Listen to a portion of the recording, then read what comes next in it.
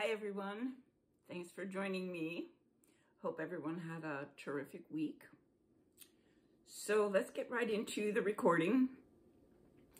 The name of the blog this week is called Creating Balance Between Our Human and Divine Natures. As most of us know, we are both human and divine while having a physical experience. In the spirit world, we do not have the challenge of obtaining and sustaining harmony and cooperation with a physical and biological form as we do on the earth plane. And many of us sometimes kind of live a sort of a double life. We morph back and forth between the part of us that is intently focused on the material world and the part of us that is immortal and focused on things of a more ethereal and spiritual nature. When we are wearing our spiritual cap, we may kind of denigrate ourselves for wanting and pursuing material possessions, money, or corporal pleasures. We may think we should shun that part of us that just wants to enjoy life here with all of its material indulgences, and live instead a sparse and pious life. Then a moment later, we may switch caps and begin to compare ourselves with others and judge ourselves according to man-made regulations and societal proprieties. We may kind of put our soul to bed for a nap while we set about achieving or trying to achieve enormous success, at least as the physical world defines it. If the question is there a way for us to live in both the spirit world, where love is our only focus, and the spiritual, the physical world rather, where love sometimes takes a back seat as we jump into the human rat race? Is it okay to want all of the wonderful things that this world can offer and still live a spiritually directed life? I believe that it is. There's nothing wrong with appreciating our humanness and wanting to live an abundant and prosperous life. The problem is when we become too attached to material things and spend every moment trying to acquire more stuff, while at the same time trying to hold on desperately to what we have. So just keeping in mind that this point, keeping in mind that we come into this world with nothing but the love that we are, as well as our human counterpart. Just doing that, to start there, is a good foundation to build upon. Our human form that we have temporarily taken up residence in affords us the opportunity to have this amazing human experience. Yet, when we depart this world and we journey to the other side, we do so with only the love that we gave and the love we received, along with the level of conscious awareness we were able to attain while here. Our human body and our ego are laid aside as we re-enter our true home. So what's the magic elixir that will help us to regularly exist within and operate from both the world of spirit and the physical world? Many years ago, I created a meditation for myself that has been extremely helpful for me as I navigated this sometimes difficult issue to, create a balance. So I'd like to share it with you now. And if you have the time or you're in a space where you're able to do this meditation, come right along with us. If you can't, just stop it and you can always come back to it later. But for those of you who can, I'd like you to now just close your eyes. Be sure your feet are flat on the floor. And begin by taking a long, deep breath in through your nose, very slowly. Hold it, and then release it slowly through your mouth.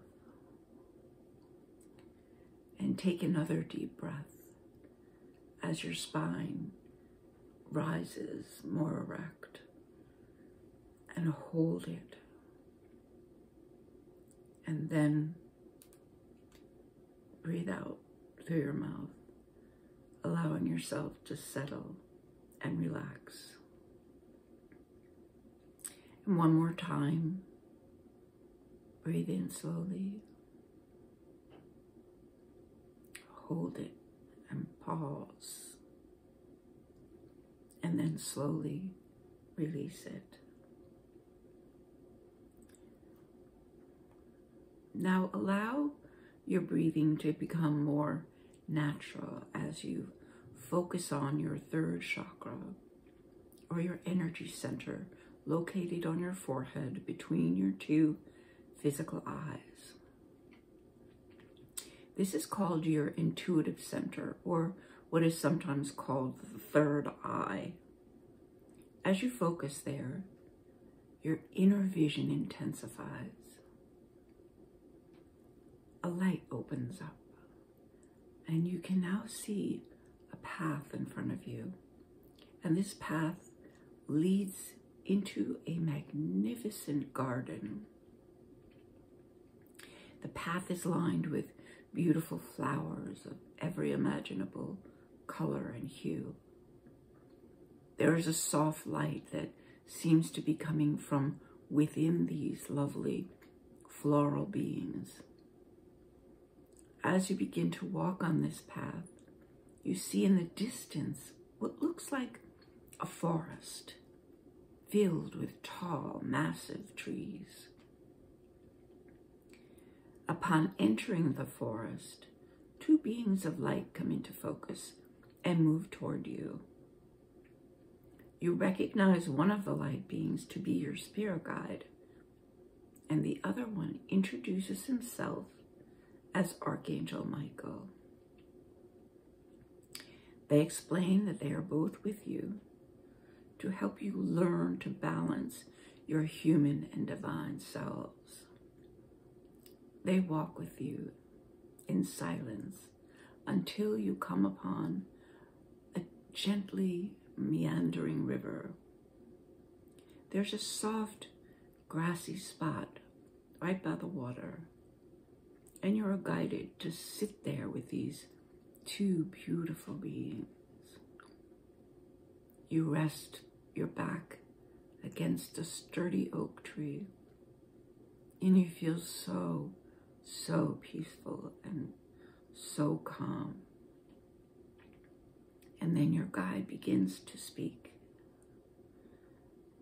Your guide explains that he has lived many earthly lifetimes as well, and he understands the challenge of harmonizing one's soul energy with that of one's brain chemistry and biology. He begins to guide you by asking you to imagine there are green leafy vines made of energy and light, and they are extending from the bottoms of your feet. And these vines are now reaching down into the earth. As you envision those vines penetrating the surface of the earth and moving deeper and deeper, you can now see thick, sturdy roots supporting and nourishing the many trees in the forest. Your guide asks you to now take your energetic vines, like tentacles, wrap them around the roots of the trees. As you do so, you can immediately sense their strength, and you feel a surge of healing power from Mother Earth's wondrous and natural world. It makes you feel warm and comforted and uplifted. Now your guide asks you to beseech the intelligence and wisdom of the physical earth for its assistance. You ask that you be allowed to draw its earth energy up and into your physical body. There is a soft acknowledgement that comes in the form of a gentle drone and a quiet vibration that moves through the underworld of the earth. A moment later, the process begins, and you can feel your connection and oneness to the powerful earth energy. You have a sense of transcendence as it is pulled upward, filling your human body with physical strength and power. You share your gratitude with this living being that we call planet Earth, as its physical energy, born of love, rests softly in your heart center, which is also called your heart chakra. As you're basking in that blissful energy and light, Archangel Michael steps forward and your spirit guide withdraws. Michael begins to speak to you telepathically. As the energy of the earth heals and strengthens you, use your inner eyes to see a golden orb of brilliant light above your head, spreading out as far and as wide as you can possibly see. And in an instant, you do see it with your inner vision. It is brilliant, pulsing, and alive with abundant love and melodic, harmonious music. The light then begins to send insights and wisdom through its music. You then understand that this golden sphere is your connection to the spirit world and to all of the knowledge and truth that exists there. Now notice how your crown chakra at the top of your head begins to open like the petals of a flower. Your guide continues. This energy center is your connection to all that is and intimately defines your relationship with your Creator. As the crown chakra opens fully, you become aware that that golden orb is sending down rays of light and love from the heavenly realm and into your physical body. Within those celestial beams of light are loving messages and memories from your spiritual team of light. You may not hear them right now, but they are coming to you nevertheless. And at some point, you will remember. You feel so uplifted and comforted by the presence now of many angels and many enlightened beings. You welcome this healing energy as it opens your awareness and raises your consciousness and your vibration. You are now connected to the great oneness of all of life. This supernal energy fills your entire being and then comes to rest in your heart center, blending and merging with the earth energy that is already present there. Now the energy of the physical world and the energy of the world of spirit fully unite together and offer you wisdom and an understanding of this perfect balance between humanity and divinity, your humanity and your divinity, and it is always available to you. You no longer feel as if there are two parts of who you are. There is only one combined energy from both worlds, and you now have an insight about how to live wholly in both worlds simultaneously and with great awareness and gratitude. Archangel Michael explains that should you ever feel disconnected from either your human nature or your divinity, at any time you can embark on this meditative journey again.